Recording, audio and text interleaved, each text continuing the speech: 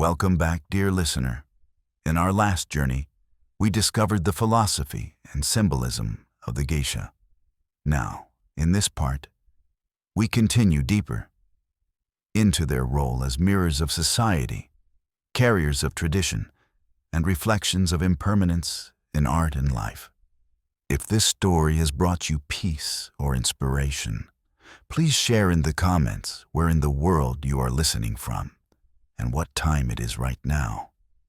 I love seeing how far this journey travels.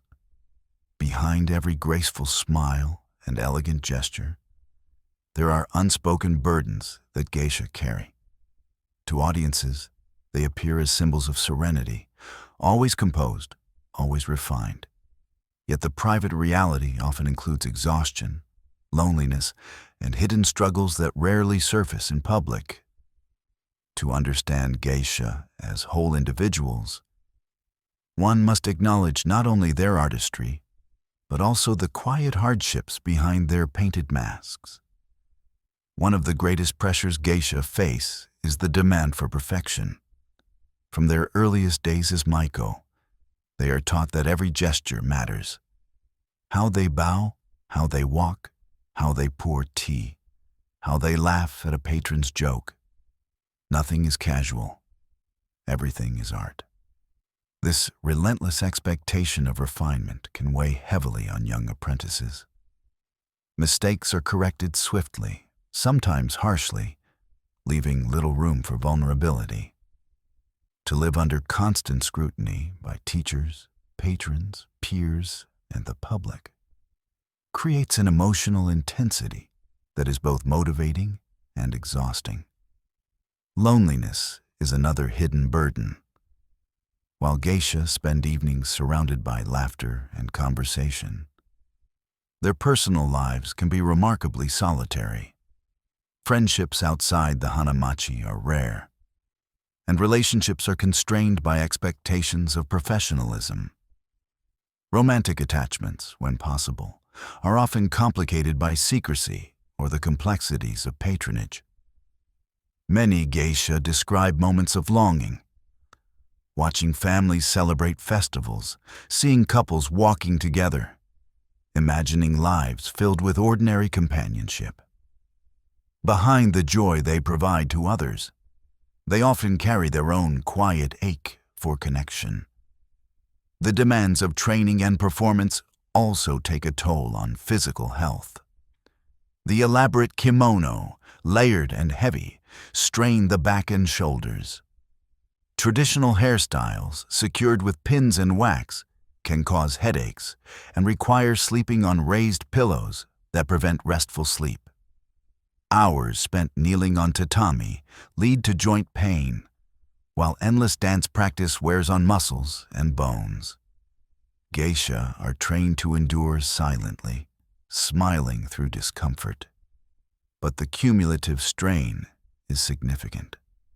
Many retire with chronic pains, the physical cost of decades of elegance. Financial pressures add another layer of stress. While patrons may imagine geisha as living luxuriously, the reality is often precarious. Kimono, accessories, and training are costly, and debts to the ukiyo can be significant. In earlier centuries, dana patrons provided stability, but in modern times, such relationships are rare.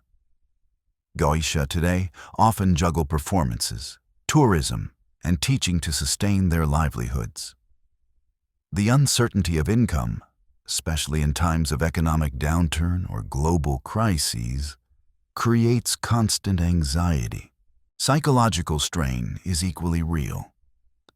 The duality of geisha life, public grace, private sacrifice, creates tension.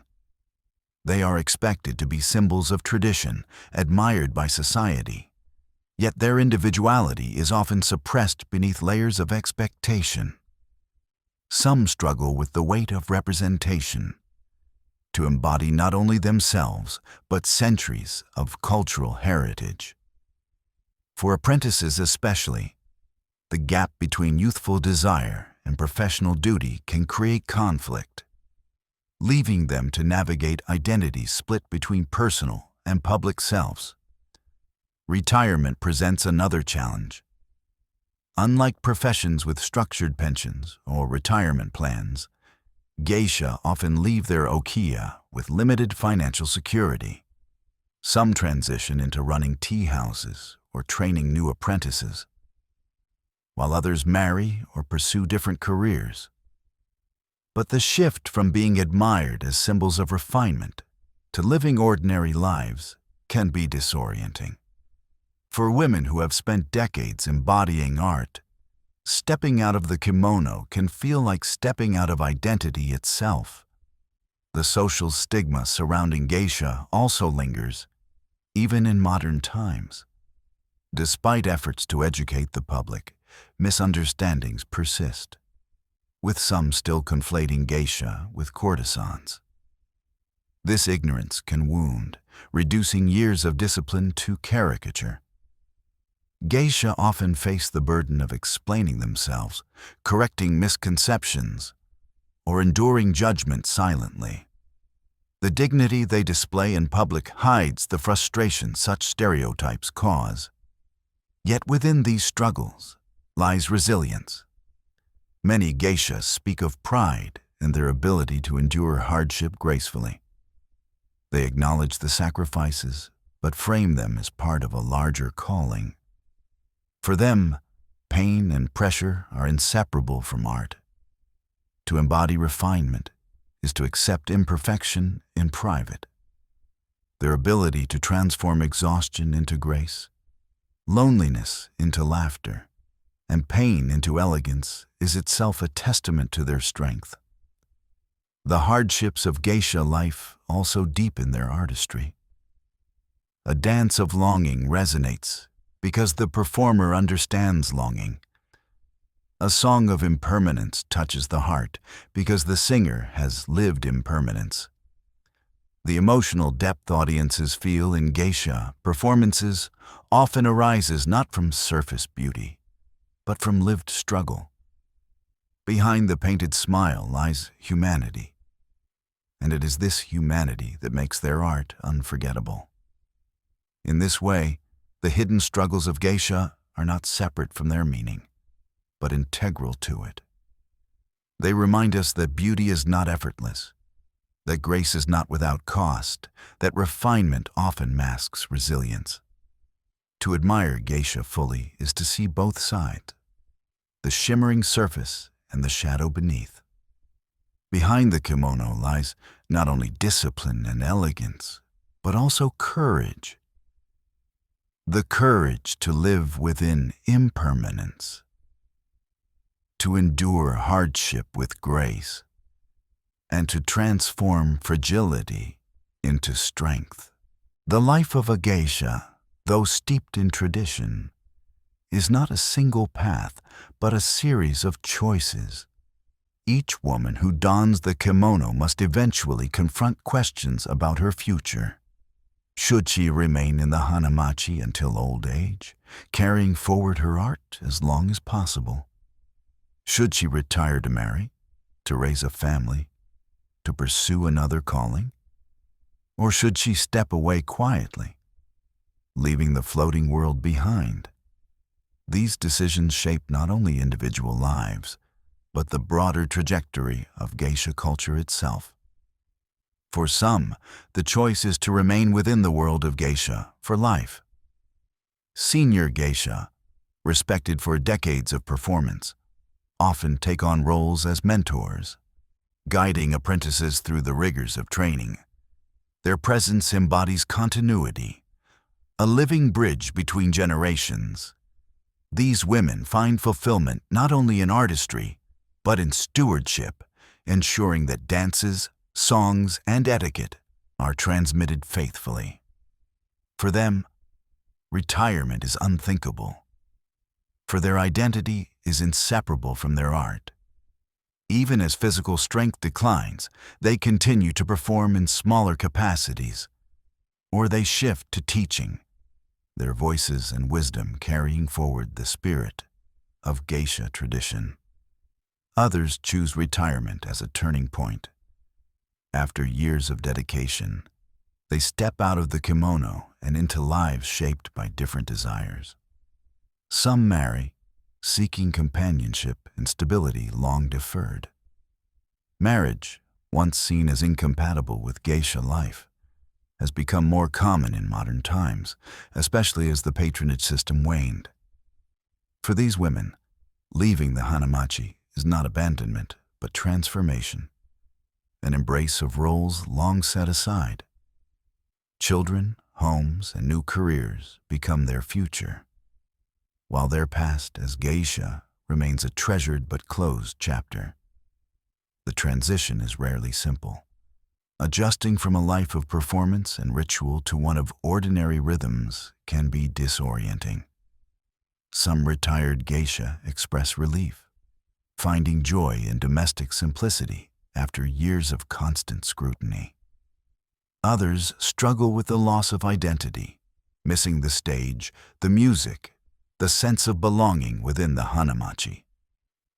For them, retirement feels like stepping into silence after decades of song. There are also those who leave geisha life not for marriage, but for other pursuits. Some become teachers, running dance schools or shamisen studios. Others manage tea houses or ukiyo, remaining connected to the hanamachi even as their roles shift. A few pursue entirely different careers: artists, writers, businesswomen, drawing on the discipline and poise learned as geisha. Their skills in conversation, etiquette, and performance often translate into success in fields beyond the floating world. Financial independence shapes many of these choices. In earlier centuries, debts to the ukiyo limited freedom. A geisha could not easily retire until obligations were met. In modern times, while debts remain, the systems are less restrictive, allowing greater autonomy. Still, the costs of kimono, training, and living can leave women financially vulnerable, influencing whether they continue in the profession or seek stability elsewhere. Some retire early out of necessity, while others remain longer, sustained by passion despite financial challenges. Emotional fulfillment also guides decisions. For some, the joy of performance outweighs sacrifice, and they cannot imagine leaving. For others, the longing for personal relationships, children, or freedom tips the balance. Each geisha negotiates her own equation of desire and duty, balancing the pride of artistry with the pull of ordinary life. The hanamachi itself adapts to these choices. As numbers decline, the departure of even a few women is felt keenly. Communities celebrate long-serving geisha with ceremonies of respect, while also supporting younger women who choose to leave. In this way, geisha districts recognize that impermanence applies not only to performances, but to lives themselves. Each career is fleeting, each path unique, and it is this very impermanence that gives meaning to their dedication. The diversity of choices among geisha reflects the diversity of womanhood itself. They are not bound to a single destiny, but navigate multiple possibilities. Their lives remind us that tradition is lived not abstractly, but personally, shaped by individual decisions. The geisha who retires to raise children, the one who continues into old age, the one who teaches dance in a studio. All embody the art in different ways, proving that continuity does not require uniformity. For audiences, it is easy to see geisha as timeless figures, unchanging symbols of elegance. But behind the kimono are women who dream, decide, and change, just like anyone else. Their personal choices reveal the humanity beneath the symbolism, reminding us that tradition endures not because it freezes people into roles, but because individuals, with freedom and courage, choose to carry it forward or to step away. In the end, The choices of geisha, whether to remain, retire, or transform, are themselves expressions of impermanence. Just as a dance exists only in the moment, so too does a geisha's career. What matters is not permanence, but presence. The years she gave to the art, the refinement she embodied, the beauty she offered in fleeting time. Whether she continues into old age or leaves after youth, her contribution endures in memory, in tradition, in the lives she touched. To understand the personal lives of geisha most deeply, one must listen to their own voices. For centuries, their world was wrapped in secrecy, spoken of by outsiders but rarely described from within. Yet memoirs, interviews, and quiet conversations with retired geisha reveal truths that balance the myth with reality. Moments of joy, pride, sorrow, and reflection. These voices bring humanity to the painted mask, reminding us that geisha are not abstractions, but women with hearts, choices, and memories. Many retired geisha speak first of pride. They describe the honor of embodying a tradition that stretches back centuries, the satisfaction of mastering dances and shamisen pieces, the exhilaration of debuting as maiko before an audience.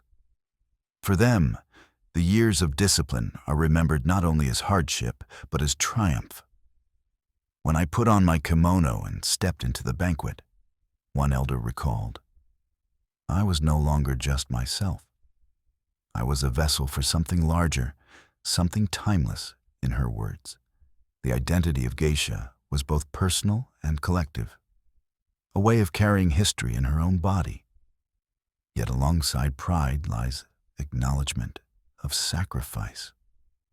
Many remember the loneliness of leaving family behind, the longing for ordinary friendships, the ache of watching others marry and raise children while they remained bound to the hanamachi. Some speak of nights spent staring at lantern shadows on the wall, wondering if the path they had chosen, or had been chosen for them, was worth the cost. I loved the art, one woman confessed, but there were times I longed for a simple life. A kitchen, a husband, a child. Things that seemed impossible beneath the white makeup. Love itself is often remembered with complexity. Some geisha recount tender relationships with patrons or colleagues, moments of intimacy that defied the rigid expectations of their role. Others recall heartbreak, affairs that ended suddenly, promises unkept, desires stifled for the sake of reputation. For many, love was fleeting, a blossom glimpsed but rarely held. We learned to smile for others' joy, one recalled, even when our own hearts were breaking. Such memories reveal the paradox of their lives. Women trained to inspire affection, yet often denied the freedom to pursue it fully. The hardships of training are also vividly remembered. Hours of dance practice, bruised knees from kneeling, the weight of elaborate hairstyles, all resurface in stories told decades later. Yet these memories are often recounted with laughter as well as pain. We complained about our pillows, one geisha joked. But now I miss them. They taught me endurance. For many, suffering was transformed into camaraderie, shared among sisters in art who still remember each other with affection long after leaving the hanamachi. Financial struggles are another recurring theme. Some geisha recall the heavy debts owed to their ukiyo, the anxiety of balancing expenses with earnings. Others remember patrons who offered stability, and the relief that came with independence once debts were repaid. Yet even those who struggled financially often frame their lives with gratitude. I never became rich, said one, but I was rich in experiences. I met poets, artists, actors, people I never would have known otherwise. My world was larger because I was a geisha. For many, the greatest joy lay in the moments of performance itself. The hush before a dance, the first note of shamisen, the faces of patrons illuminated by lanterns, these memories remain vivid long after retirement. They speak of evenings when art transcended hardship, when the impermanence of a fleeting performance became eternity in memory. We knew the dance would end, one elder explained, but in that moment, it felt infinite. That is what it means to live for impermanence. Retirement, too, brings reflection. Some geisha recall the difficulty of stepping away, the loss of identity when no longer wearing the kimono daily. Others celebrate the freedom of ordinary life, the joy of walking the streets without stares, of cooking meals at home, of laughing with children or grandchildren. In both cases, the transition is bittersweet, a reminder that geisha life, like their art, is temporary yet meaningful. Across these voices runs a thread of resilience. Geisha recalls struggles honestly, but rarely with regret. They acknowledge sacrifices, but emphasize pride. They speak not of victimhood, but of agency, of having chosen a life that demanded much, but gave meaning in return. For many, the geisha identity endures even after retirement. They remain artists in how they walk, how they host guests, how they tell stories. Once a geisha, one retired woman said. Always a geisha. It is not something you wear. It is something you become. These testimonies remind us that behind the painted faces are human lives, full of contradictions and complexity. They show that geisha are neither tragic relics nor flawless icons, but women who lived within tradition, making choices, enduring hardships, savoring joys. Their stories add texture to history, grounding myth in reality. And they reveal perhaps the deepest truth of geisha life, that art and life cannot be separated. Each performance was infused with their humanity, each smile shaped by lived experience, each dance enriched by memory. In listening to their voices, we hear not only about geisha, but about what it means to be human, to sacrifice, to endure, to long, to create beauty out of struggle.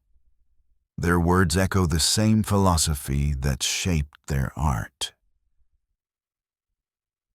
That impermanence is not failure, but life itself, and that to live with grace in the face of hardship is the highest form of artistry. The floating world of the geisha was never a place of improvisation.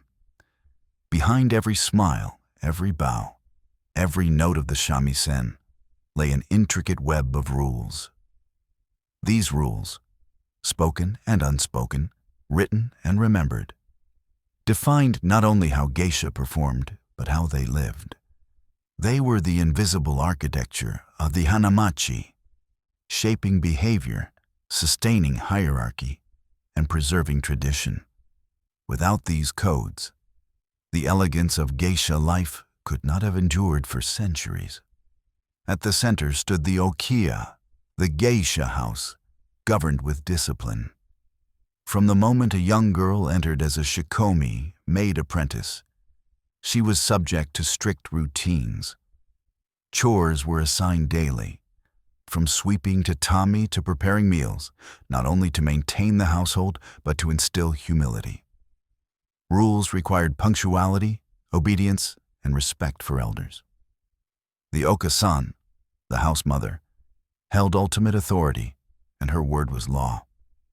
Defiance risked punishment, ranging from extra chores to, in rare cases, dismissal from the ukiyo. The training schools, too, were governed by rules. Dance instructors demanded silence and focus, correcting mistakes immediately. Shamisen lessons required endless repetition, with apprentices forbidden to complain or display frustration. Etiquette lessons were perhaps the strictest: how to bow, how to sit, how to pour sake, how to speak with measured politeness. Every action was codified, leaving no room for carelessness. Through this rigor, Geisha learned that art was not spontaneous performance, but disciplined refinement. Rules extended into appearances. The kimono a geisha wore was never random, but dictated by season, occasion, and status. Maiko wore elaborate kimono with long sleeves and bright colors, while senior geisha dressed more subtly, signaling maturity. Hairstyles and hair ornaments also followed strict codes, with specific designs reserved for festivals, ceremonies, or transitions in status. To wear the wrong kimono or ornament at the wrong time was considered a serious breach, undermining both personal dignity and the reputation of the hanamachi. Within the tea house, the ozashiki banquet followed equally intricate etiquette. A geisha's role was to host with elegance, balancing music, dance, and conversation. Rules dictated how to greet patrons, how to refill sake cups, how to laugh at jokes, and how to guide the flow of the evening without drawing attention to effort. Patrons, too, were expected to follow codes. Respect for geisha as artists, not confusion with courtesans. Politeness in speech and gesture. Payment handled discreetly through intermediaries rather than directly. These shared rules ensured that the ozashiki remained a space of refinement rather than disorder. Hierarchy within the hanamachi was enforced through etiquette. Junior apprentices deferred to seniors, addressing them with honorifics and showing respect in posture and tone. Seniors, in turn, mentored juniors, guiding them through the labyrinth of rules.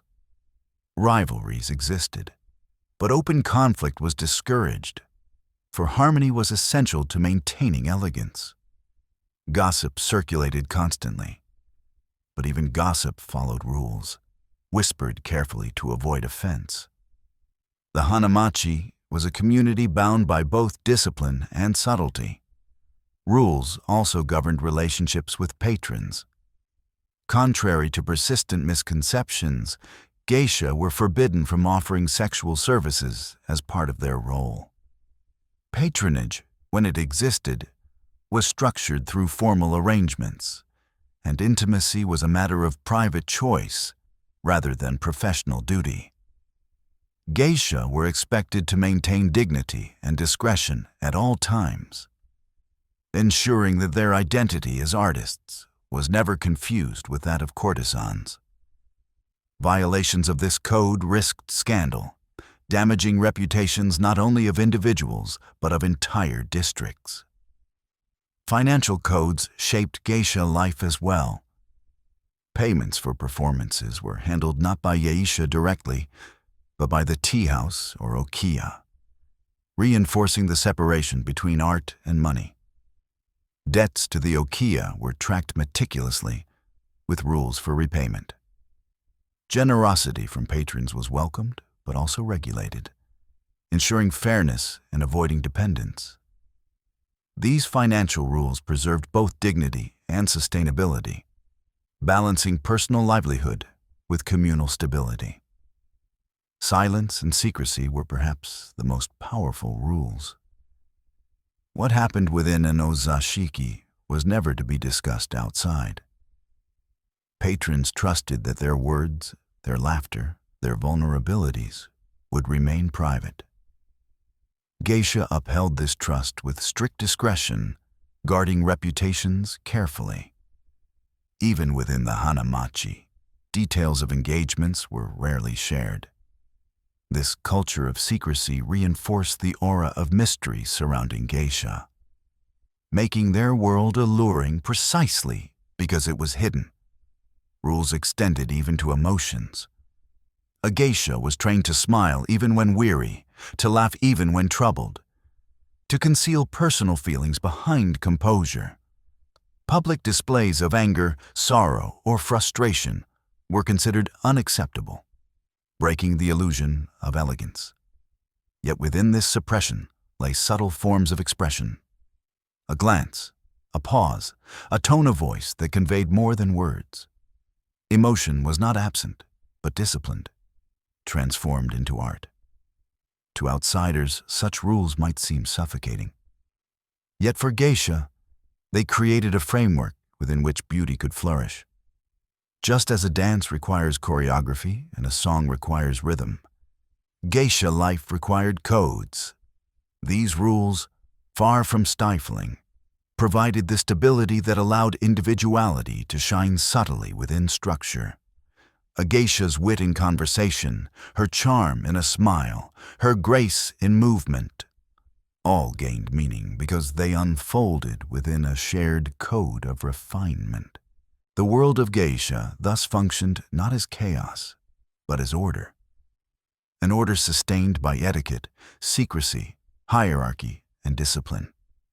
Without these rules, the hanamachi would have dissolved long ago.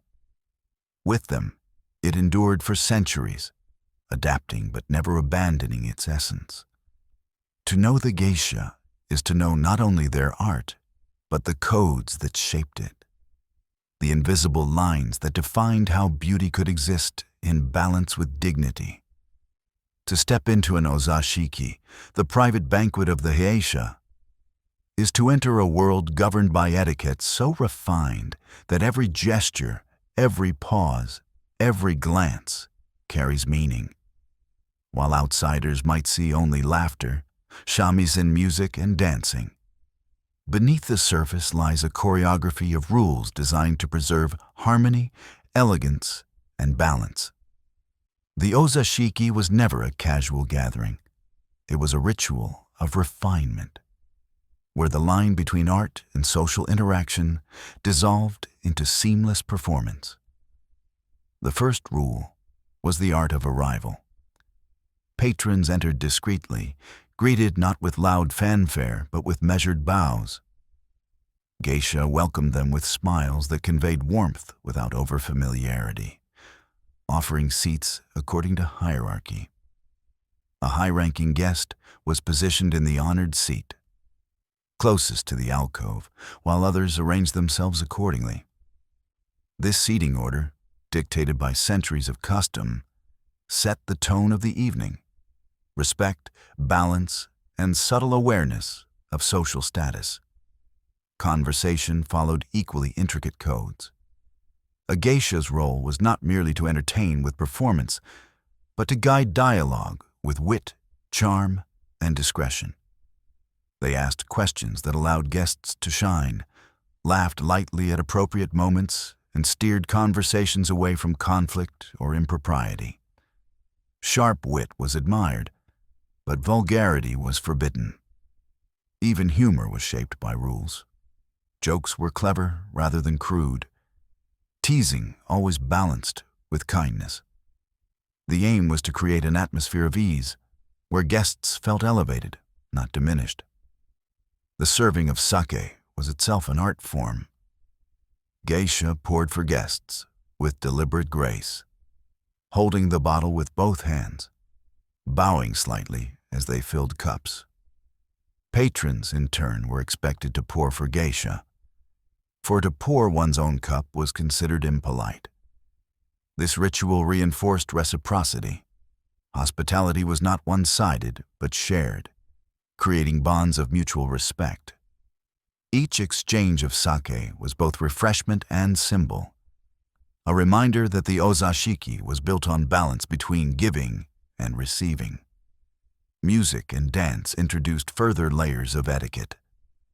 Shamisen songs were chosen carefully, often reflecting the season or the mood of the gathering. A spring banquet might feature melodies evoking blossoms. An autumn evening, songs of falling leaves.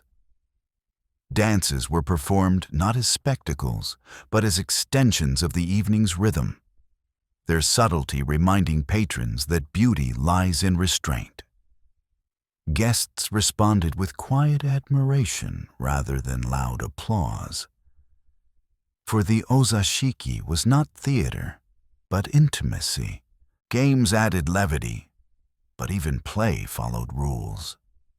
Drinking games, fan games, and improvisational contests were designed to spark laughter without embarrassment. A geisha's skill lay in knowing how far to push humor, how to let a guest win just enough to feel pleased, how to lose gracefully when the moment required. These games were not childish, but sophisticated social tools, breaking down stiffness while maintaining elegance. Silence was as important as speech. A pause between songs, a shared glance, the quiet clink of cups, all were part of the performance. The rule of ma, the beauty of interval, guided every moment. Guests and geisha alike understood that what was unsaid often carried more weight than what was spoken. The atmosphere of an ozashiki was built not on constant noise, but on balance between sound and silence, presence and absence. Discretion governed everything. Patrons knew that what occurred in the tatami room stayed there, never to be repeated outside. Geisha, trained in confidentiality, guarded their guests' reputations with care. A businessman might reveal anxieties, a politician might share secrets, an artist might speak candidly. Geisha listened with empathy, offering laughter, song, or silence as needed. The code of secrecy made the ozashiki a sanctuary, a place where men could unburden themselves without fear of exposure. Rules also applied to payment, though money was never discussed openly during the evening. Fees were arranged in advance by the tea house, ensuring that the atmosphere of the banquet remained untainted by financial concerns.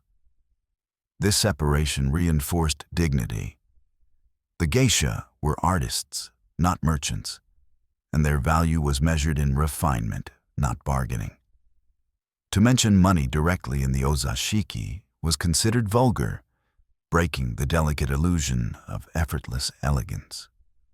For apprentices, the ozashiki was also a classroom.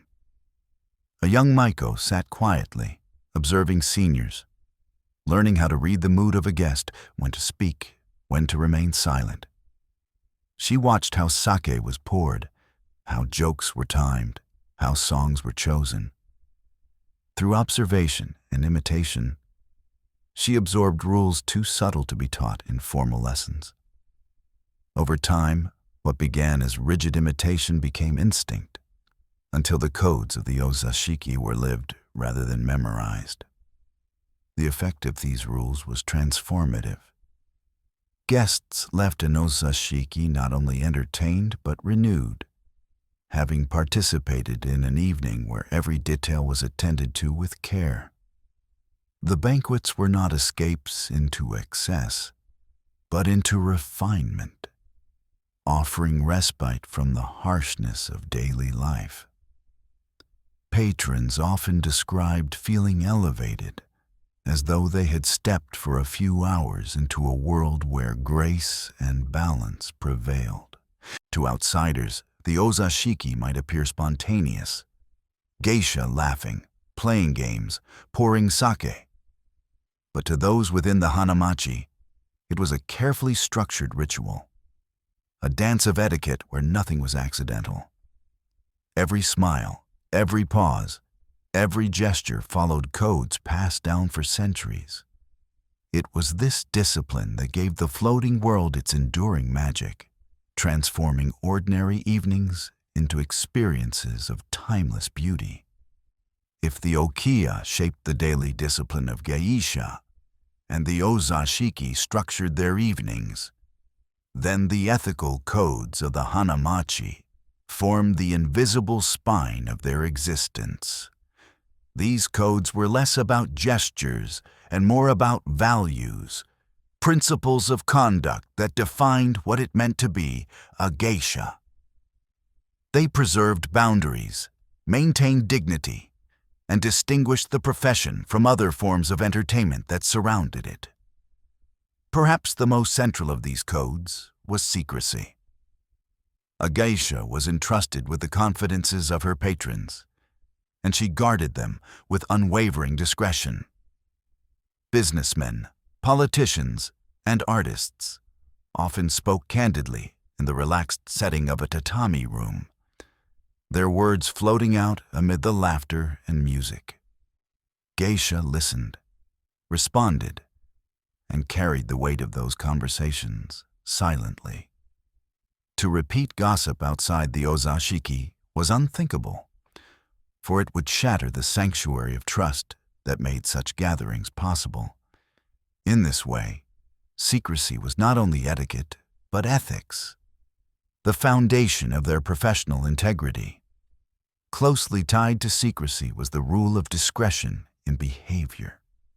A geisha was expected to embody elegance in public, never quarreling openly, never displaying vulgarity. Even when insulted or slighted, she responded with composure. For to lose control was to break the illusion of refinement. This discipline created an aura of serenity that patrons found irresistible. It also demanded emotional resilience. Geisha were trained to mask personal feelings, transforming frustration into laughter, sadness into song. Another critical code was the separation of geisha from courtesans. From their emergence in the 18th century, geisha distinguished themselves by emphasizing artistry over sexuality. While courtesans offered intimacy as part of their profession, geisha offered performance, conversation, and cultural refinement. This boundary was fiercely protected, for the dignity of the hanamachi depended on it. To blur the line risked not only scandal, but the erosion of identity. Geisha might form personal relationships with patrons, but these were matters of individual choice, not professional obligation. The code of independence also shaped geisha lives. Unlike many women in traditional Japan, geisha could earn their own livelihoods, manage their own engagements, and cultivate their own reputations. This independence was constrained by debts to the ukiyo and by the authority of the okasan. Yet it offered freedoms rare for women of their era. Geisha were respected as professionals in their own right, admired not only for beauty, but for wit, artistry, and poise. Their independence became part of their allure. They were companions who engaged men as equals in conversation, not as subordinates. Ethics extended to professional solidarity. While rivalries certainly existed, open betrayal or malicious behavior was condemned. The hanamachi functioned as a community where reputations were shared, and a single scandal could damage many. Thus, geisha were expected to protect not only their own dignity, but that of their colleagues. A failed performance or personal misstep was addressed quietly within the community, never flaunted publicly. Solidarity preserved harmony, ensuring that the floating world remained a sanctuary rather than a battlefield. Respect for tradition was another pillar. Geisha were not free to reinvent themselves without regard for lineage. Dances, songs, and shamisen pieces were preserved with fidelity, passed from teacher to student with reverence. Even small innovations were introduced cautiously, ensuring continuity. This devotion to tradition gave geisha their aura of timelessness, making them appear as living embodiments of cultural memory. Yet, within this respect, subtle individuality was allowed. Each geisha's smile, wit, or style of movement distinguished her. Framed by the boundaries of tradition, the code of impermanence also played a moral role. Geisha understood that their art existed only in the moment, and that their careers too were fleeting. This awareness fostered humility, reminding them not to cling to fame or success. A brilliant performance was celebrated, but once it ended, it was gone, like blossoms scattered by the wind. This philosophy guided not only their art, but their approach to life, to live fully in the present, to embody beauty without attachment. Even beyond the hanamachi, these codes shaped geisha identity. In public spaces, they walked with composure, aware that they represented not only themselves, but their entire community. Their presence in lantern-lit streets was a silent performance of elegance, governed by the same rules that guided banquets. Patrons and strangers alike read their every gesture as a reflection of tradition. To falter in public was to damage not only personal reputation, but the dignity of the geisha world itself. For apprentices, learning these ethical codes was as demanding as mastering dances or shamisen. Seniors corrected lapses immediately, reminding them that artistry without integrity was incomplete. Over time, these codes became second nature, guiding instinct as much as conscious choice. By the time a maiko became a full geisha, the values of secrecy, discretion, independence, solidarity, tradition, and impermanence were embedded in her being. These codes distinguished geisha from other entertainers, giving them an aura of refinement that elevated their role. Patrons admired them not only for skill, but for the sense of trust, dignity, and timelessness they embodied. Without these ethical foundations, the hanamachi would have been just another pleasure quarter. With them, it became something unique, a floating world of elegance sustained not by indulgence, but by discipline. Ultimately, the ethical codes of geisha remind us that beauty without principle is fleeting, but beauty rooted in values endures. Their art was not only in dances or songs, but in the way they lived, guarding trust, embodying dignity, and carrying forward tradition with grace. These invisible rules, more than any kimono or hairstyle, defined what it meant to be a geisha, ensuring that their world survived centuries of change as a sanctuary of refinement. Discipline in the world of geisha was not abstract. It was lived, enforced, and reinforced through a system of both punishments and rewards. To maintain refinement across generations, the hanamachi relied on these mechanisms of correction and encouragement, shaping young apprentices into bearers of tradition. Behind the smiles and music of the ozashiki lay a structure of accountability that ensured no detail of conduct was left untended. From the earliest stage of training, as shikomi, apprentices encountered the strictness of ukiyo life. If chores were done carelessly, tatami swept hastily, sliding doors left dusty, the okasan or senior geisha corrected them sharply. Sometimes the punishment was additional chores, sometimes stern lectures, and in rare cases, exclusion from lessons until tasks were completed properly. These measures, though harsh to outsiders, were considered necessary to instill discipline. The smallest acts of negligence were reminders that elegance began with responsibility. In the dance schools, correction was equally uncompromising. A misstep during rehearsal drew immediate attention, with instructors repeating the motion until the student achieved precision. If a maiko failed to practice diligently, she might be asked to demonstrate alone, her errors exposed before peers. A humbling experience designed to sharpen focus. The weight of expectation was heavy, but so too was the sense of achievement when correction led to mastery. For many geisha, memories of stern teachers were recalled not with resentment, but gratitude. For without rigor, artistry would collapse. Punishments extended to etiquette. A young Maiko who interrupted a senior, forgot to bow properly, or spoke too casually to a patron risked reprimand. In severe cases, she might be barred from participating in an ozashiki until she proved her improvement.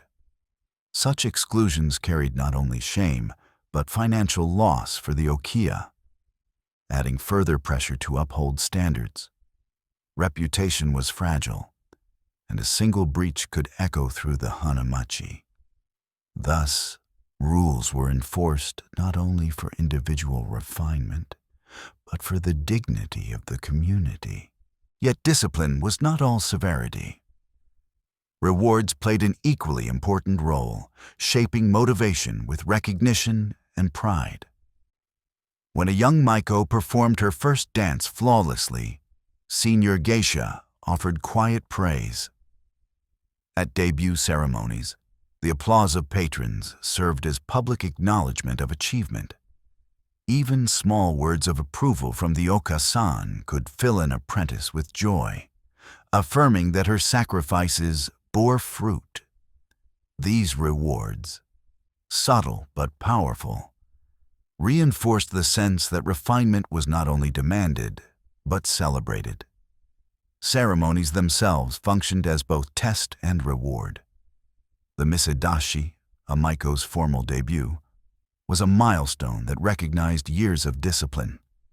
To appear in full regalia, with elaborate kimono and hair ornaments, was both an honor and a public declaration of success.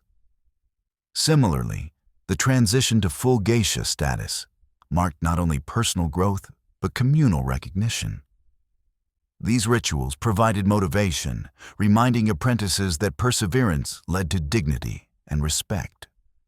The hanamachi also employed informal rewards.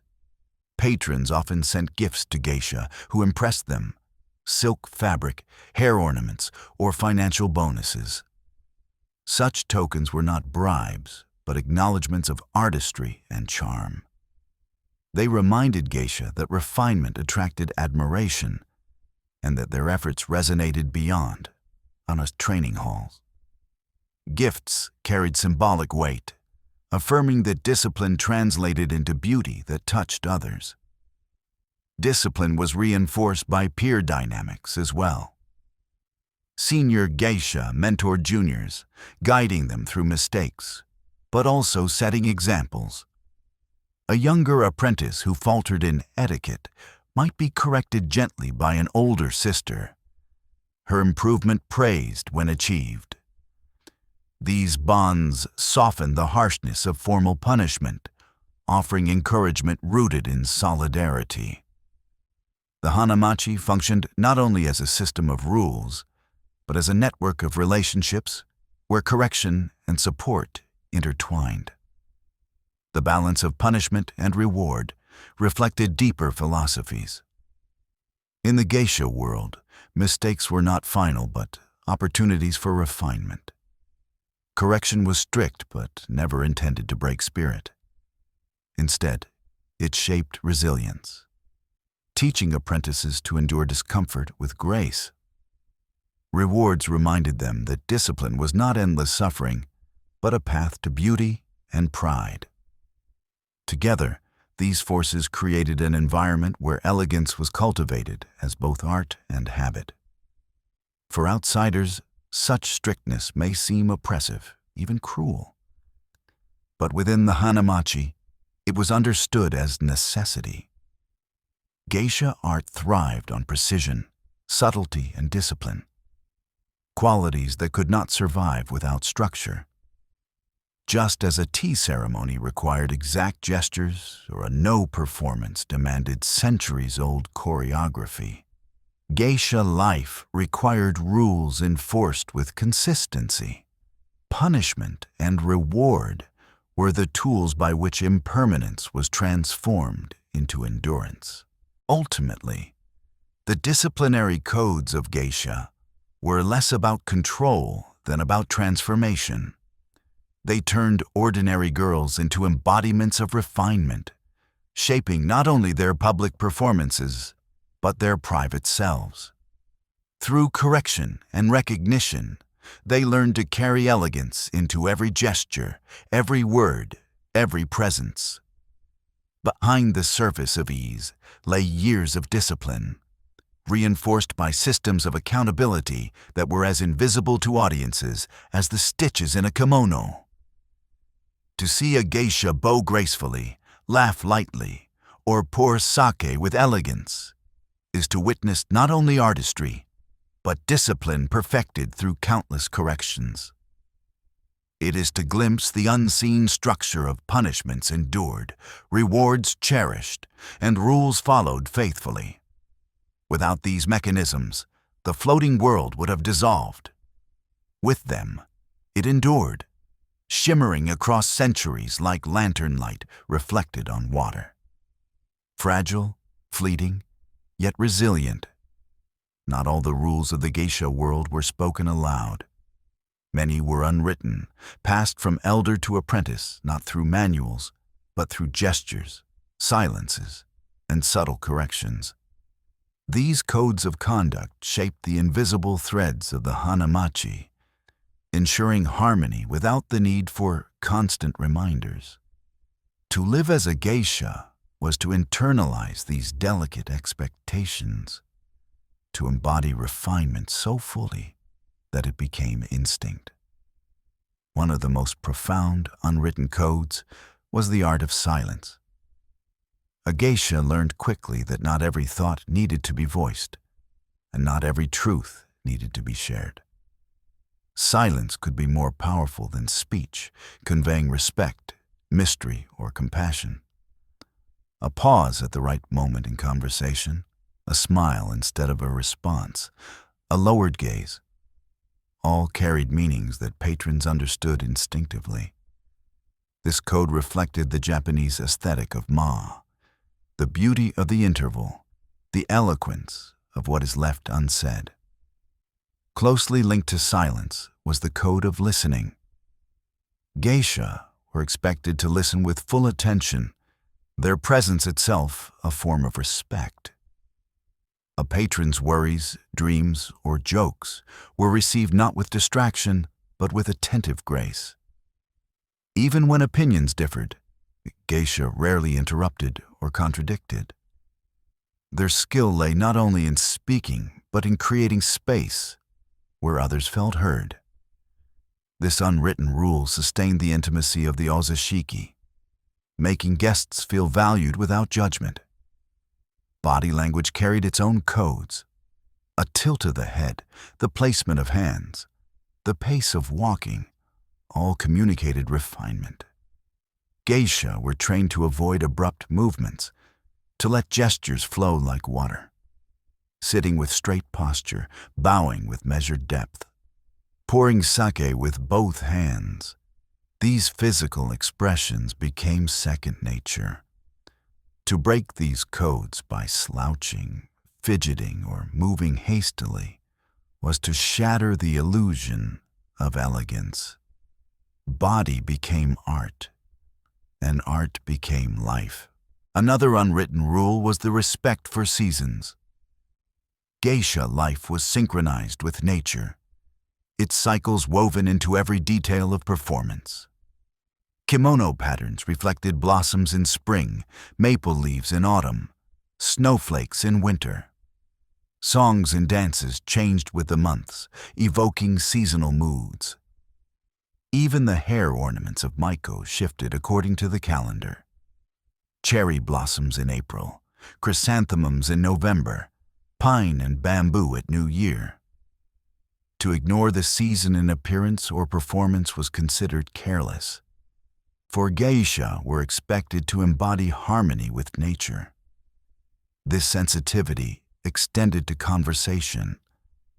Seasonal references were woven into dialogue, remarks about blossoms, the coolness of evening air, or the fragrance of pine. Such details signaled refinement, reminding guests that life is lived in rhythm with the natural world. The unspoken rule was simple. To be a geisha was to live attuned to impermanence, to reflect the fleeting beauty of each season in word, dress, and gesture. The code of emotional balance was equally subtle. Geisha were expected to modulate emotions, never overwhelming a room with personal feelings. Anger was hidden, sorrow softened, excitement tempered. Instead, emotions were expressed with grace, filtered through refinement. This did not mean geisha lacked passion. Rather, passion was shaped into art. A melancholic song, a wistful glance in dance, a gentle laugh. These became vehicles for feeling, expressed in ways that elevated rather than disrupted. Respect for elders and teachers formed another unwritten foundation. Even when not explicitly stated, apprentices understood that deference to seniors was non-negotiable. A senior geisha's opinion carried weight, her corrections accepted without protest.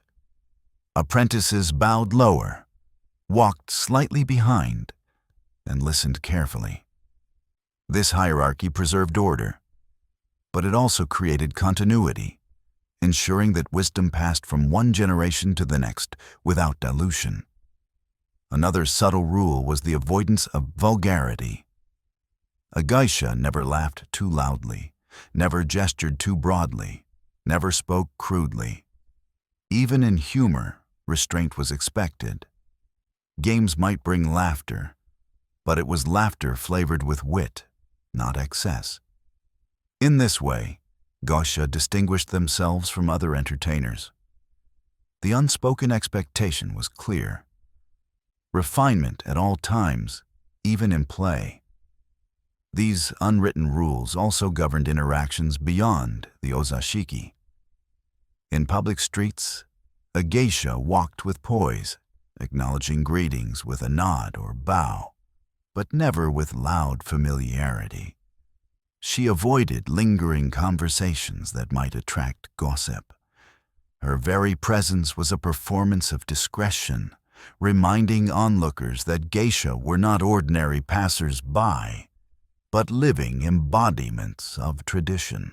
Over time, apprentices absorbed these codes through observation more than instruction. A maiko might be gently corrected for laughing too loudly, or quietly praised for choosing the right seasonal phrase. No handbook explained these subtleties. They were transmitted through example, memory, and intuition. The unwritten became instinct, and instinct became identity. The effect of these delicate rules was transformative. They created an atmosphere where beauty flowed effortlessly, where refinement seemed natural though it was deeply cultivated. Patrons left ozashiki not only entertained, but touched by a sense of harmony, unable to pinpoint why the evening felt so graceful. The answer lay in the invisible codes, the silences, the gestures, the seasonal references that shaped every moment. These unwritten rules reveal perhaps the deepest truth of geisha life, that art is not confined to performance, but infused into every breath, every step, every pause. To be a geisha was not only to sing, dance, or play shamisen, but to live as art itself. And it was the invisible rules, remembered but rarely spoken, that sustained this transformation. In a world so carefully balanced on refinement, discipline, and secrecy, the consequences of breaking rules were profound. A geisha's reputation was her lifeline, and even a single misstep could ripple outward, tarnishing not only her own career, but the honor of her ukiyo and the hanamachi itself. To live as a geisha was to live within an invisible web of accountability, where respect could take years to earn and only moments to lose. The first and most immediate consequence of violating codes was loss of trust. Patrons, who relied on geisha for discretion and elegance, expected absolute adherence to tradition. If a geisha revealed a secret from the ozashiki, behaved with vulgarity or confused her role with that of a courtesan, whispers spread quickly. Guests would withdraw, engagements would dwindle, and the hanamachi would take notice. In a profession built on trust, betrayal was often irreparable. The hanamachi itself enforced discipline through social sanctions. A geisha who repeatedly broke rules might find herself excluded from prestigious ozashiki or denied participation in seasonal dances. Such exclusions were devastating, signaling publicly that she had lost the community's respect. In some cases, fines were imposed by the Association of Geisha Houses, adding financial pressure to the social stigma. These punishments were not arbitrary, but communal, reinforcing that the actions of one individual affected the reputation of all. For apprentices, punishments could be sharper still. A maiko who disobeyed her seniors, neglected lessons, or misrepresented herself could be confined to household chores, denied opportunities to perform, or, in extreme cases, dismissed from her ukiyo altogether. Such dismissals were rare, but carried lifelong consequences, marking the apprentice as untrustworthy. The shame of expulsion was not only personal, but familial, for it reflected poorly on her origins as well. Scandal was the most feared consequence of all. Stories of geisha who broke boundaries, engaging in inappropriate relationships, mishandling patrons, or behaving disrespectfully in public, were remembered long after their careers ended. In the close-knit world of the hanamachi, gossip traveled swiftly, magnified by the curiosity of outsiders eager for tales of indiscretion. A single scandal could overshadow years of artistry, reducing a woman known for elegance to a cautionary tale. At the same time, scandal revealed the fragility of geisha reputation in the broader society. Misunderstandings between geisha and courtesans often fueled slander, with outsiders quick to conflate the two. Any hint of impropriety could reinforce stereotypes, damaging not only one individual, but the dignity of the entire hanamachi. Thus, adherence to rules was not merely personal discipline, but collective responsibility, protecting the distinction that defined geisha identity. The consequences of breaking rules also extended into financial survival. Without patrons or engagements, a geisha's debts to her ukiyo became insurmountable. Kimono could not be purchased, lessons could not be paid for, and the ukiyo itself suffered losses. Economic fragility reinforced social discipline. By risking reputation, a geisha risked not only honor, but livelihood. Many who faltered financially were forced to retire early, their careers cut short by the erosion of trust. Yet, not all punishments were external. Geisha themselves internalized the weight of rules, carrying the burden of shame even in the absence of formal sanction. Interviews with retired geisha reveal the deep personal regret of those who felt they had failed their teachers, their house mothers, or their peers. In a culture where dignity was inseparable from discipline, self-reproach could be as painful as public condemnation. On the other hand, adherence to rules brought immense rewards. A geisha known for discretion, refinement, and reliability earned prestige that translated into steady patronage and community respect. Her reputation became her most valuable asset, protecting her through the uncertainties of life in the hanamachi. In this way, the system of sanctions and rewards created balance. Missteps were punished, discipline was honored, and reputation became the currency of survival. In rare cases, stories of redemption emerged. A geisha who had faltered might through humility and perseverance, regained standing. By dedicating herself to training, avoiding scandal, and demonstrating renewed discipline, she could slowly rebuild trust. Such recoveries were difficult, but not impossible, reminding the Hanamachi that impermanence applied not only to performances, but to reputations as well. Still, the shadow of past mistakes often lingered, a quiet reminder of fragility. The strictness of consequences served a broader purpose, protecting the mystery and dignity of the geisha world. In a society eager to misunderstand or romanticize, discipline was the shield that preserved authenticity. Each geisha carried not only her own honor, but the collective honor of her sisters, her ukiyo, and the centuries of tradition behind her. To falter was human, but to adhere was to embody art itself. Ultimately, the consequences of breaking rules reveal the paradox at the heart of geisha life. On one hand, the codes were strict, their enforcement unyielding.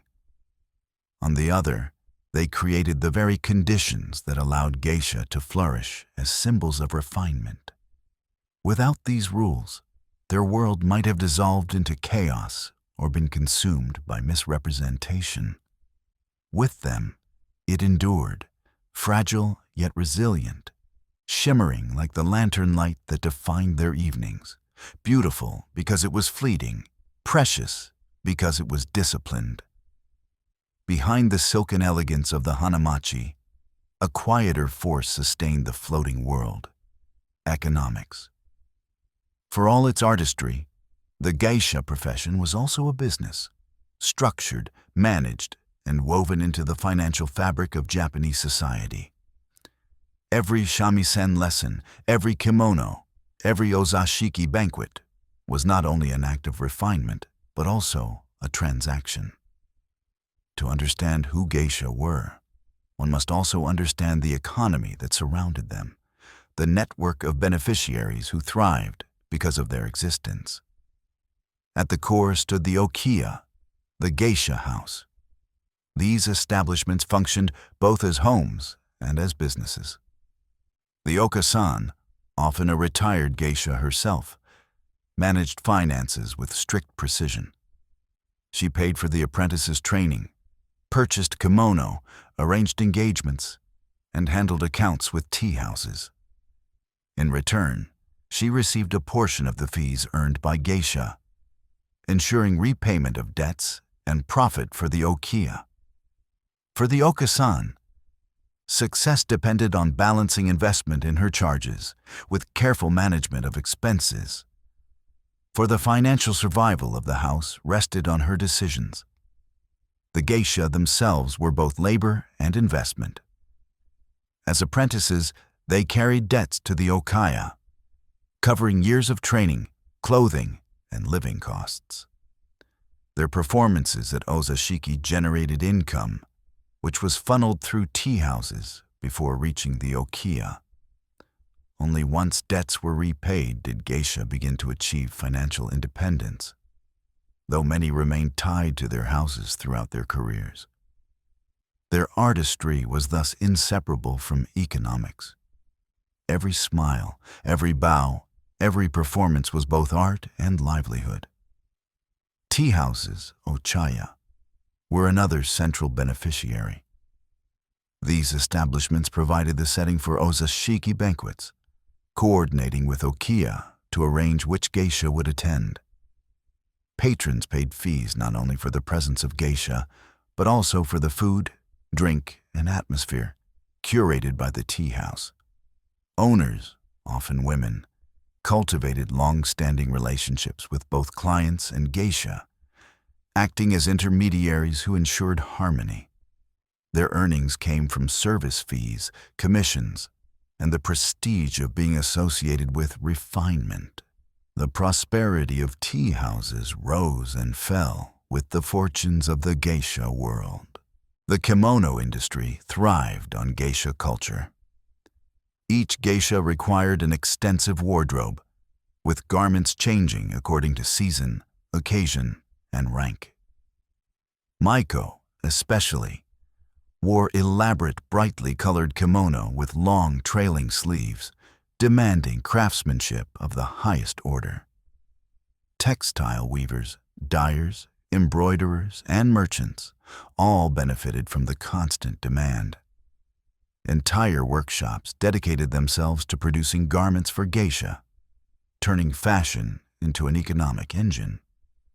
The purchase of a single kimono could sustain artisans for months, and the prestige of dressing a famous geisha enhanced a workshop's reputation. Similarly, the hair and cosmetics trades were fueled by geisha needs. Traditional hairstyles required skilled hairdressers who could arrange intricate designs, often maintained for days at a time.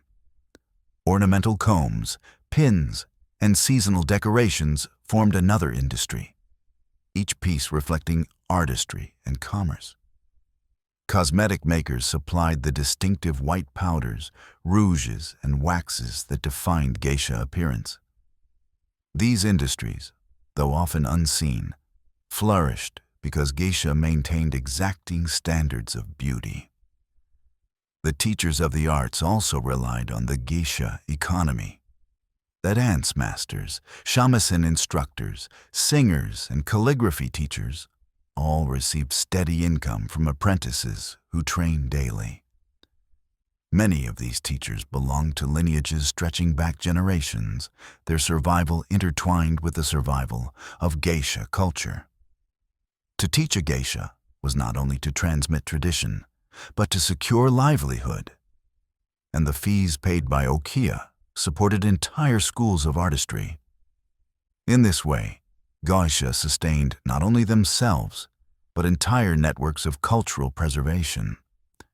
Patrons, too, played a role in this economy, though their benefit was more symbolic than financial. Wealthy businessmen, politicians, and artists gained prestige by associating with geisha, their status elevated by the refinement of the ozashiki.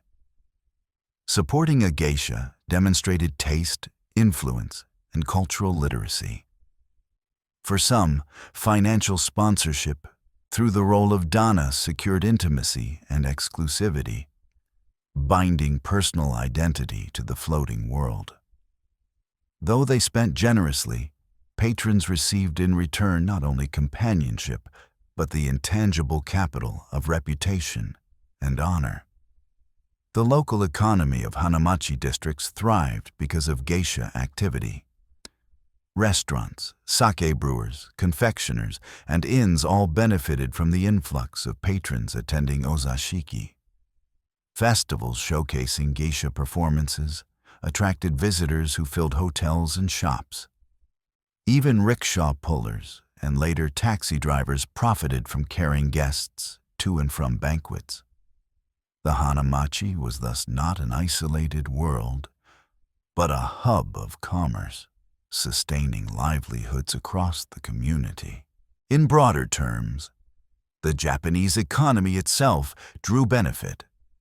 Geisha culture became a symbol of national identity, attracting tourists, inspiring fashion, and enriching the arts. International visitors sought encounters with geisha, spending money not only on performances, but on hotels, travel, and souvenirs. The floating world thus contributed to Japan's economic image, blending tradition with commerce in ways that extended far beyond the tatami rooms. Yet this economy was fragile. Wars, depressions, and social change disrupted the delicate balance, causing industries tied to geisha to falter. The decline of patronage in the 20th century revealed how dependent the system was on wealth and leisure. Still, the economic legacy endured. Even as numbers shrank, the industries of kimono, dance, and tourism continued to thrive in part because of geisha demand. The economics of the geisha world remind us that beauty is never separate from survival. Behind the elegance of performance lay debts, contracts, fees, and livelihoods. Every dance was supported by teachers, artisans, and merchants. Every banquet sustained tea houses and neighborhoods. The floating world shimmered with refinement, but beneath the shimmer was commerce, an economy that turned art into livelihood, sustaining not only geisha, but the communities around them. The floating world of the geisha could not exist without patrons, while the ukiyo trained and housed geisha, and tea houses provided the settings. It was the clients, the men who paid for evenings of refinement, who ultimately sustained the economy. Their motivations, desires, and financial power shaped not only individual careers, but the entire structure of the hanamachi. To understand the economics of geisha, one must understand the men who funded them and the complex exchanges of money, prestige, and emotion that defined those relationships. The clientele of geisha was drawn primarily from the wealthy elite. Merchants, politicians, businessmen, and artists frequented ozashiki banquets, seeking not only entertainment, but also prestige. To attend an evening with geisha was a marker of status, signaling refinement and cultural literacy. Just as commissioning a famous painting or supporting a no troupe demonstrated sophistication, so too did patronage of geisha. Guests who could afford such luxury marked themselves as men of influence, their reputations elevated by association with elegance. Patrons spent generously, for the ozashiki was not a place of thrift. Fees were charged for each geisha's presence, for music and dance, for food and drink, and for the services of the tea house. The expenses quickly multiplied, yet this extravagance was the point: to demonstrate wealth and refinement by indulging in an evening of art. For businessmen, entertaining clients with geisha was a form of networking, where deals were softened by laughter and sake. For politicians, it was an arena of influence, where alliances were forged in the intimacy of tatami rooms. Some patrons went further, assuming the role of dana or sponsor. This relationship went beyond occasional banquets, involving long-term financial support for a particular geisha. A dana might cover the costs of her kimono, her lessons, or her debts to the ukiyo. In return, he received not only companionship, but exclusivity, the prestige of being known as her benefactor. These relationships varied widely.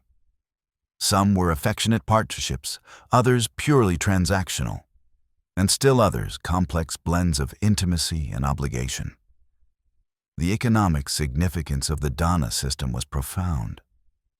For the geisha, a generous sponsor could mean stability, freedom from debt, and the ability to focus fully on artistry. For the ukiyo, it meant assurance that their investment would be repaid. For the patron, it offered both cultural capital and personal fulfillment. Yet the system also carried risks. Dependence on a single man left geisha vulnerable to his fortunes or whims. If his business failed or his interest waned, her financial security could collapse overnight. Not all patrons were wealthy magnates.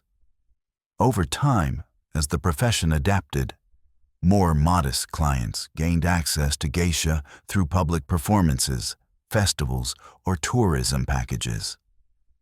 While these encounters lacked the intimacy of ozashiki, they broadened the economic base, allowing geisha to reach wider audiences. Still, the heart of the system remained rooted in elite patronage, where prestige and refinement were inseparable from money. The motivations of patrons were varied. Some sought respite from the pressures of work and politics, finding in the ozashiki a world where elegance replaced struggle. Others sought the thrill of intimacy with women trained to charm, laugh, and converse with wit. Still others approached patronage as cultural duty, viewing their support as preservation of tradition. Whatever the motive, money flowed into the hanamachi not only for entertainment, but for the intangible satisfaction of being connected to refinement. The economics of patronage also shaped the social fabric of the hanamachi.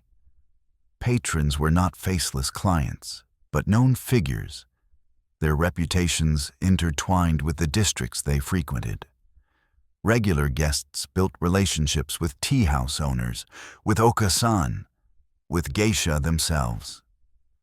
These bonds created networks of trust and loyalty, ensuring that money was not only spent, but circulated within the community.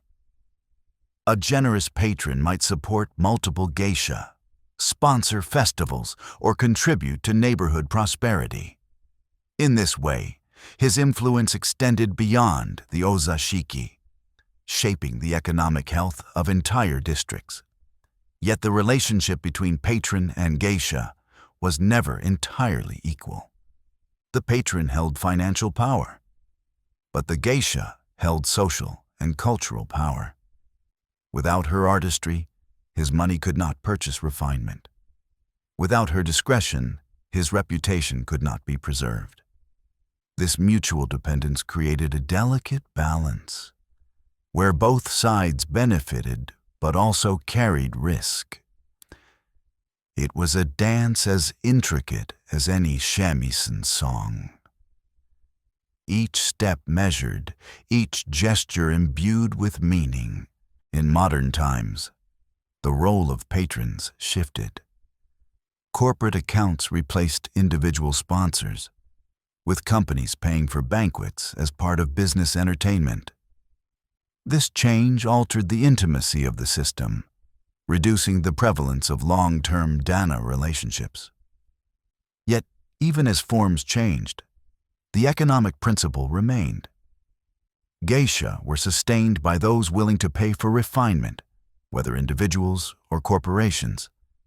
The art survived because money continued to flow toward beauty. The role of patrons reveals a broader truth about the economics of geisha, that art and money are inseparable. The geisha's kimono, her shamisen lessons, her very livelihood were funded by the desire of patrons for elegance. Without that desire, the hanamachi could not endure. Yet patrons too depended on geisha, for without them, their wealth would lack the polish of refinement. It was a symbiotic relationship, where money and artistry intertwined, each incomplete without the other. In the end, the patrons of geisha remind us that economics is never merely numbers. It is also reputation, desire, and meaning. To spend money in the floating world was to purchase more than music and dance. It was to buy entry into a realm of refinement, to affirm one's identity as a man of taste. The money that sustained geisha was thus also money that sustained pride, prestige, and cultural continuity. In this way, patrons did not merely benefit from geisha. They defined the very economy in which geisha existed. The hanamachi was not an isolated enclave. It pulsed at the center of a much larger economic web, drawing in artisans, merchants, and entire industries. Every kimono a geisha wore, every hair ornament she pinned, every shamisen string she plucked sustained livelihoods beyond the tatami room. To speak of geisha is therefore to speak of an economy of artistry, where beauty itself was currency and tradition its market. The most obvious beneficiary was the kimono industry. Unlike ordinary women, who owned a modest number of garments, geisha required extensive wardrobes. Each season demanded specific patterns and colors. Each stage of apprenticeship required distinct styles. A single kimono for a maiko, with its long trailing sleeves and embroidered motifs, could cost the equivalent of several years' wages for a laborer. Such garments required the collaboration of weavers, dyers, embroiderers, and merchants, each contributing skill refined over generations. Entire workshops thrived on geisha commissions, and the prestige of dressing a renowned geisha elevated their reputations. Thus, the artistry of textile makers and the elegance of geisha became mutually reinforcing. Closely tied to kimono was the world of accessories and ornaments. Kanzashi hairpins, crafted from tortoiseshell, lacquer, or gold, adorned Maiko hairstyles with seasonal symbolism. Obi belts, often wider and more elaborately decorated than those worn by ordinary women, became canvases for intricate designs. Fans, essential for dance, were painted by artisans who specialized in subtle balance and beauty. Each object was not merely decoration, but art, reflecting the collaboration of countless craftspeople whose livelihoods depended on geisha demand. The hairdressing profession also flourished. Traditional hairstyles like the nihongami required expertise to create and maintain. Hairdressers, often male specialists, visited ukiyo regularly to arrange the elaborate coiffures of Maiko and geisha, securing them with wax and pins. Maintaining such styles was labor-intensive, and geisha relied on skilled hands to preserve their appearance. This symbiotic relationship between geisha and hairdressers sustained a niche craft that might otherwise have faded in the age of modern hairstyles. The cosmetics industry provided another vital link. The iconic white makeup of geisha, applied with brushes, layered with precision, required powders, rouges, and waxes manufactured by specialized producers. Shops selling these products clustered near Hanamachi districts, catering to the constant demand. The distinctive aesthetic of geisha thus supported not only performance, but commerce, sustaining industries that combined artistry with chemistry. The music industry also benefited. Shamisen makers crafted instruments of exquisite precision, using imported woods, animal skins, and silk strings. These instruments required regular maintenance, keeping craftsmen employed. Teachers of shamisen, singing and dance depended on geisha apprentices for steady income. Schools of traditional performance thrived because the geisha world guaranteed ongoing students. In this way, geisha were patrons as well as practitioners, sustaining the very arts they embodied. Even the food and beverage industry was shaped by geisha culture. Tea houses sourced sake from brewers, confectionaries supplied seasonal sweets, and restaurants prepared banquets that complemented performances. The refinement of ozashiki meals elevated local businesses, whose reputations grew alongside the prestige of the Hanamachi. For sake brewers in particular, association with geisha lent cultural cachet, linking their products to refinement and tradition. Perhaps less obvious, but equally significant, was the role of tourism. Even in the late 19th century, travelers sought glimpses of geisha in Kyoto, describing them in diaries and postcards that circulated globally. By the 20th century, tourism became a major source of revenue, as visitors flocked to districts like Gion, eager for photographs, souvenirs, and staged encounters. Shops selling fans, dolls, and prints profited from this fascination, while inns and hotels welcomed guests drawn by the allure of geisha culture. Tourism transformed the Hanamachi into not only a cultural hub, but also an economic magnet, sustaining businesses well beyond the immediate circle of geisha. The ripple effects extended further. Photographers documented geisha life, selling prints that became popular both in Japan and abroad. Publishers released magazines featuring geisha fashion, music, and interviews. Cinemas and later television networks dramatized geisha stories, fueling demand for actors, costume designers, and script writers. Even industries far from the hanamachi, like railroads, benefited, as travelers used trains to visit festivals and performances. This web of industries illustrates a larger truth.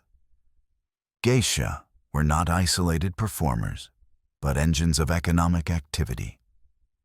Their demand for clothing sustained textile makers. Their need for instruments preserved music schools. Their presence in festivals boosted tourism. Entire neighborhoods depended on the rhythm of their lives, and entire industries thrived because geisha embodied beauty. The survival of these industries, in turn, reinforced the survival of geisha culture. Without kimono makers, there would be no elaborate wardrobes. Without shamisen makers, no music. Without tea houses, no banquets. Each part of the economic network supported the others, creating an ecosystem of art and commerce. Geisha were both artists and patrons, sustaining the very traditions that define them. In modern times, this economic web adapted. Kimono workshops now produce garments for ceremonial use as well as geisha, sustaining themselves through weddings and tourism. Shamisen makers expanded their markets to include folk musicians and international performers. Tourism, meanwhile, grew into a global industry, with geisha serving as symbols of Japanese identity. Even as the number of geisha declined, the industry surrounding them endured, evolving while preserving traces of their origins. The role of these industries reminds us that culture is never sustained by individuals alone. It requires networks of artisans, merchants, and audiences, each benefiting in their own way. The geisha world exemplifies this interdependence. Beauty on the surface, economy beneath. Behind every dance lies a weaver, a brewer, a musician, a merchant. To admire geisha is also to admire the unseen hands that made their world possible. To walk through the lantern-lit alleys of a hanamachi was to step into an economy as carefully orchestrated as a geisha's dance. Money flowed quietly yet powerfully, circulating through households, tea houses, artisans' workshops, and entire neighborhoods. Every guest who paid for an ozashiki, every patron who sponsored a geisha, became part of this intricate system. The hanamachi was not only a cultural sanctuary, but an economic engine, sustaining livelihoods well beyond its sliding doors. The flow of capital began with the client. Whether a wealthy businessman, politician, or visiting dignitary, he entered the hanamachi prepared to spend lavishly. The cost of an ozashiki was not merely the geisha's performance fee, but also the food, sake, room rental, and service. Payment was discreet, arranged through the ochaya, which acted as intermediary. Money never passed directly from client to geisha. Instead, it traveled through formal channels that preserved dignity and reinforced the professionalism of the system. From the tea house, funds were distributed along a carefully maintained chain. The ochaya received a share for hosting, food, and drink. The ukiyo collected the fees for the geisha's time, using them to cover debts, training, and living costs. Artisans, kimono makers, hairdressers, musicians were paid from these funds, their work sustained by the steady demand generated by the hanamachi. Even small merchants, such as sweet sellers or sake brewers, found their livelihoods tied to the rhythm of ozashiki banquets. This structure created a closed-loop economy within the hanamachi. Money spent by patrons rarely left the district. It circulated among interconnected businesses, reinforcing the prosperity of the community. A guest who ordered sake at an ozashiki supported not only the tea house but also the brewer who supplied it, the rickshaw driver who transported it, and the kimono shop whose garments lent prestige to the event. Every yen spent echoed through layers of commerce, multiplying impact. At the center of this flow was the ukiyo, functioning almost like a financial institution. The okasan managed budgets with precision, balancing income from performances against expenses for training, clothing, and living. She invested in apprentices as one might in futures, knowing that years of support would eventually yield repayment through engagements. Her ability to manage debts and maintain relationships with tea houses determined the survival of her house. In this way, the economy of the geisha world was inseparable from the skill of women who managed it. The hanamachi also practiced collective financial responsibility. Associations of geisha houses regulated fees, set standards, and mediated disputes. This ensured fairness, preventing undercutting that might devalue artistry.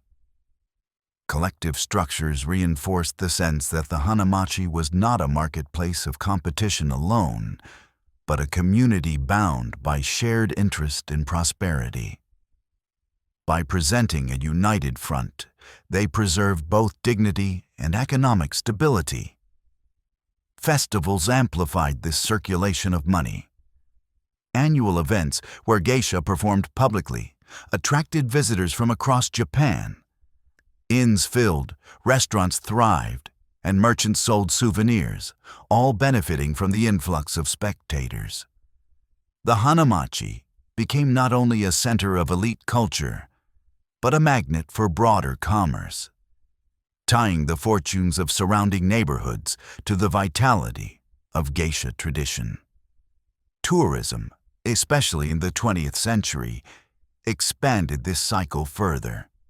International visitors brought foreign currency into the hanamachi, spending not only on performances but on hotels, travel, and local crafts. The sight of maiko in colorful kimono became a global attraction, transforming districts like Kyoto's Gion into economic landmarks as well as cultural ones. In this way, the floating world contributed to Japan's national economy, exporting refinement as a form of soft power. Yet this system was fragile, vulnerable to shifts in wealth and leisure. Economic downturns, wars, and changing social norms disrupted the flow of capital, causing tea houses to close and artisans to struggle. The decline of the dana system reduced long-term financial security, forcing ukiyo to adapt by seeking income from tourism or cultural performances.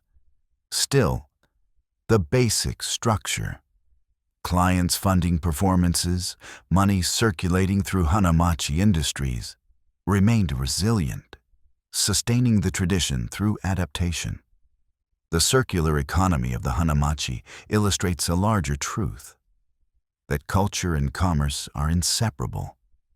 The beauty of a dance, the refinement of a kimono, the intimacy of an ozashiki, all were made possible by financial structures that supported them. Patrons purchased not only entertainment, but the preservation of tradition. Geisha performed not only art, but the sustenance of communities. The hanamachi was thus both stage and marketplace, a place where aesthetics and economics blended seamlessly.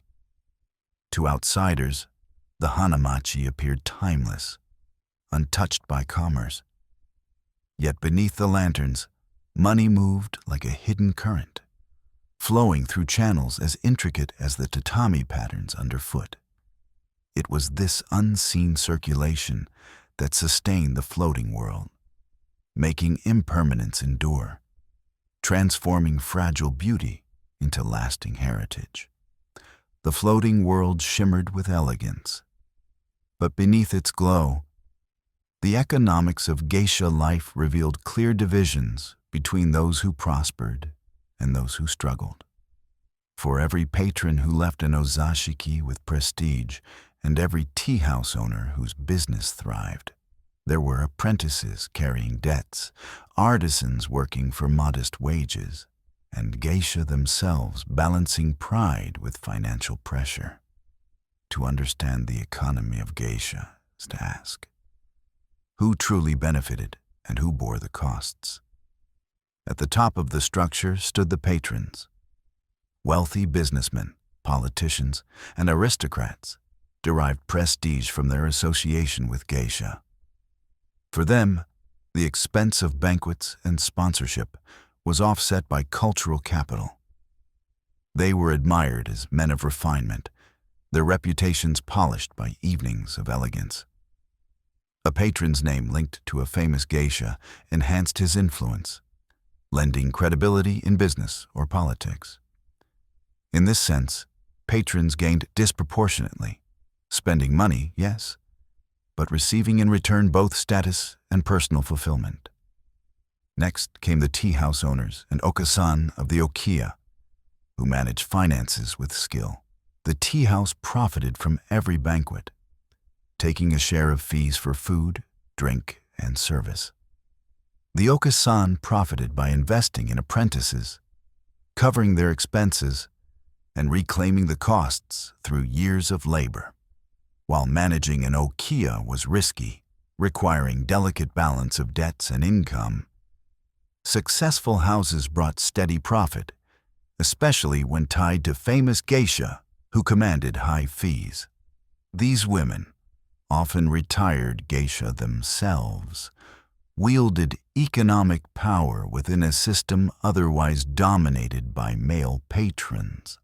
The artisans and industries surrounding the hanamachi benefited as well. Kimono makers, hairdressers, musicians, and confectioners all found steady demand. Yet their prosperity was uneven. Famous workshops thrived, their names elevated by association with renowned geisha. Lesser artisans, however, often labored anonymously, their work essential, but their pay modest. The demand for perfection meant endless hours of craftsmanship, with rewards flowing disproportionately to merchants who controlled distribution rather than to the craftsmen themselves. At the center of it all were the geisha themselves, both beneficiaries and burden bearers. Their artistry commanded admiration, and successful geisha could achieve financial independence, repaying debts and even supporting their families. Some became household names, their fame bringing both wealth and prestige. Yet for many, financial freedom remained elusive.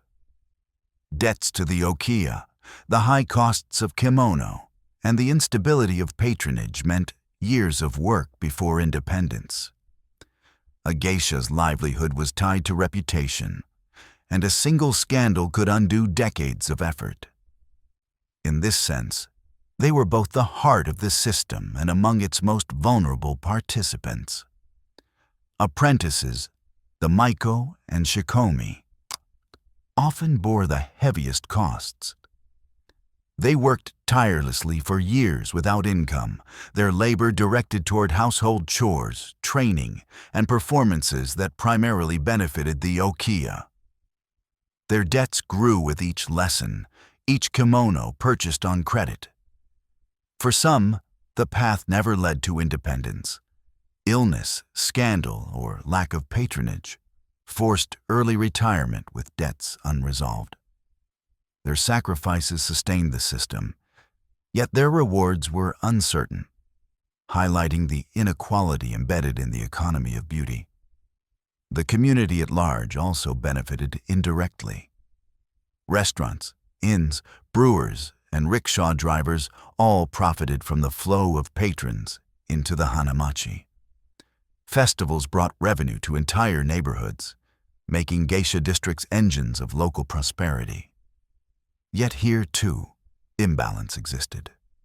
Small businesses depended heavily on the fortunes of the geisha world, and downturns, whether from war, economic collapse, or shifting social norms, left them vulnerable. Prosperity was communal, but so was fragility. The unequal distribution of benefits reflected broader truths about economics and tradition. Those at the top, patrons, tea-house owners, successful ukiyo, reaped steady rewards. Those at the margins, apprentices, artisans, lesser-known geisha, shouldered debts and uncertainty. Beauty was celebrated, but its costs were unevenly borne. The floating world dazzled outsiders, but within, the shimmer often concealed struggle. Yet many geisha themselves reframe this imbalance not as exploitation, but as calling. They accepted hardship as the price of art, viewing sacrifice as inseparable from refinement. For them, financial instability mattered less than the pride of embodying tradition. Still, the reality remains. The economy of geisha was built on layers of inequality, sustained by the dedication of women whose labor enriched not only themselves, but entire communities. In modern reflections, scholars often note that the geisha system mirrored broader structures of Japanese society, hierarchical, communal, disciplined, yet marked by imbalance. Patrons and leaders gained status, managers ensured survival, artisans sustained culture, and geisha provided the artistry that made it all possible. The floating world thrived not because it was fair, but because it was interdependent, each layer benefiting differently, yet bound together by tradition. In the end, the question of who benefited most has no simple answer. Patrons gained prestige, managers gained profit, artisans gained livelihood, communities gained prosperity. Geisha themselves gained both pride and pressure, honor and hardship. Perhaps the truest answer is that everyone benefited in some measure, but no one without cost. The Hanamachi was a world of beauty balanced by sacrifice, of elegance built on discipline, of prosperity inseparable from fragility. Its economy, like its art, was a dance of contradictions, fleeting, delicate yet enduring across centuries. By the 20th century, the economic foundations of the geisha world began to shift. Industrialization, war, and modernization transformed Japan, altering the patterns of wealth and leisure that had sustained the Hanamachi for centuries. The opulent patronage of merchants and aristocrats gave way to new systems, where corporations, tourists, and cultural institutions replaced individual dana as the financial lifeblood of geisha life. This adaptation was not easy, but it allowed the tradition to survive in an age of global change. The first great disruption came with the decline of the dana system. For generations, wealthy men had sponsored geisha, covering their debts, kimono expenses, and lessons in exchange for exclusivity and companionship. By the mid-20th century, however, Japan's social and economic landscape was changing. Wealth was no longer concentrated in a narrow elite, but distributed among corporations and a growing middle class. Personal patronage waned, replaced by collective entertainment budgets and corporate accounts. A businessman might no longer sponsor a single geisha, but his company might host entire banquets with geisha as part of business networking. This shift redistributed power, making geisha reliant less on individuals and more on institutions. World War II brought another rupture. During the conflict, many Hanamachi closed, their resources redirected to the war effort. Some geisha were mobilized for labor, others dispersed, and entire communities struggled to survive. The post-war occupation introduced further challenges, as Allied soldiers confused geisha with prostitutes, damaging reputations and disrupting patronage. Yet, even amid this turmoil, geisha adapted, emphasizing their identity as artists rather than courtesans, and gradually rebuilding their communities. In the decades that followed, the economy of geisha life aligned increasingly with tourism. Kyoto, with its preserved hanamachi-like gion, became a magnet for domestic and international visitors. Travelers longed for glimpses of maiko in colorful kimono, turning the streets themselves into stages. Tour companies offered geisha experiences, while restaurants and inns partnered with ukiyo to arrange performances for guests. Though such encounters lacked the intimacy of ozashiki, they generated vital revenue, sustaining houses that could no longer rely solely on elite patronage. The cultural heritage movement of the late 20th century also reshaped geisha economics. As Japan sought to preserve its traditions amid rapid modernization, geisha performances were increasingly framed as cultural treasures. Governments and cultural organizations provided subsidies for festivals, exhibitions, and training programs. Museums displayed kimono, theaters hosted public dances, and geisha became ambassadors of national identity. This institutional support, while different from personal patronage, reinforced the economic viability of the profession. At the same time, global fascination expanded opportunities. Documentaries, photo books, and novels introduced geisha to audiences worldwide, sparking tourism and cultural exchanges. International festivals invited geisha to perform abroad, where they embodied Japanese refinement for foreign audiences. These appearances brought revenue, but also reinforced the symbolic value of geisha as living heritage. The global stage, once distant, became part of their economy, linking the hanamachi to international networks of culture and commerce. Modernization also reshaped the industry surrounding geisha. Kimono makers adapted by serving both ceremonial markets and geisha needs, while hairdressers preserved traditional techniques for a clientele that would otherwise have disappeared. Shamisen makers and dance schools found new students among hobbyists and cultural enthusiasts, expanding beyond geisha while still depending on their prestige. In this way, geisha continued to anchor entire crafts, even as demand shifted. The digital age introduced further adaptations. Websites and social media allowed hanamachi to manage bookings, promote festivals, and educate audiences about etiquette. Videos of performances reached millions online, generating interest that translated into tourism. While some worried that this visibility diluted the mystery of the geisha world, others embraced it as necessary adaptation. In an era where global attention itself is currency, geisha learned to navigate digital platforms while maintaining the aura of refinement. Yet challenges remain. The costs of training, kimono, and maintaining ukiyo remain high, while the number of apprentices continues to decline. Modern young women, with greater opportunities for education and careers, often hesitate to enter a path of such discipline and sacrifice.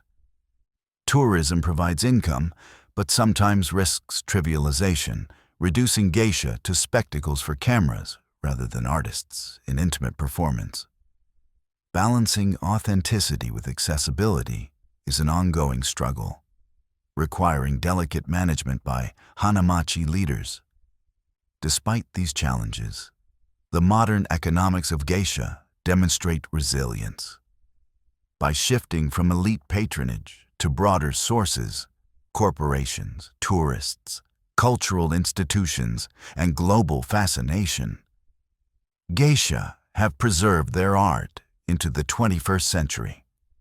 The floating world no longer rests on the shoulders of a few wealthy men, but on networks of visitors, governments, and industries that recognize its cultural value. This transformation has ensured survival, even if it has altered intimacy. In many ways, the modern geisha embody the same paradox as their ancestors. Fragility sustained by adaptation, impermanence preserved through reinvention. Their economy is no longer hidden in tatami rooms, but extended across cities, nations, and digital platforms. Yet the essence remains: the value of beauty, refinement, and presence, supported by those willing to pay for fleeting encounters with tradition.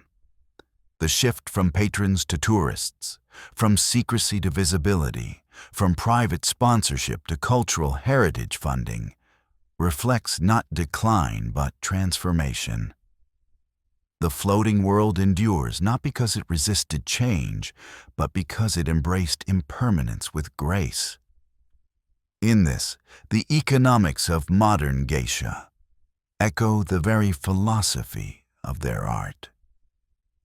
Nothing lasts forever, but beauty, when lived fully, can be sustained through constant renewal.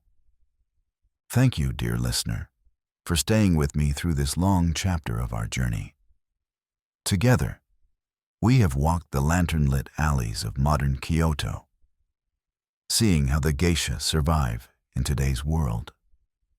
Fewer in number, yet still carrying centuries of refinement and resilience. We have witnessed their challenges, their quiet strength, and their enduring elegance in a changing age. But this is not the end of their story. In the next part, we will step even deeper, exploring what the geisha have come to symbolize. Their philosophy of impermanence, their presence as living art, and the timeless truths they continue to embody for Japan and for the world.